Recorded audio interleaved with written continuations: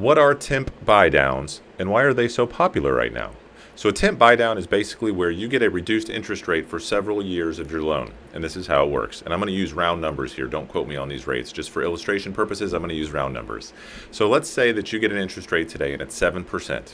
And you get a 2-1 buydown. And what that means in English is the first year of your loan, instead of the rate being 7%, it's going to be 5%, which is 2% lower than the 7%.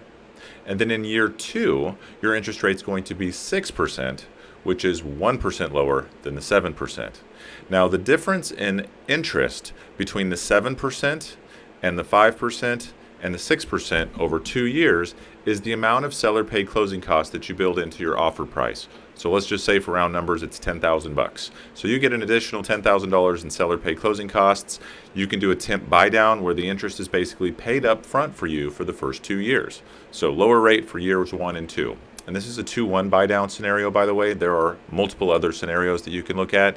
But basically, you're making your payments. Let's say in 12 months, you refinance to a lower interest rate. Well, you didn't make it all the way through the 2-year term of your 2-1 buy down.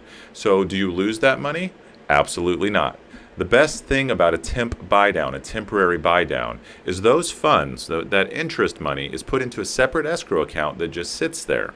Every time you make a monthly payment, some of the money comes out of the escrow account and goes towards your monthly payment, therefore subsidizing or reducing your monthly payment. So if you get 12 months into this loan and you refinance or sell the house and you still had a year left on your 2-1 buy down, that money is still sitting in that separate escrow account and it's going to be used to reduce your payoff of your loan.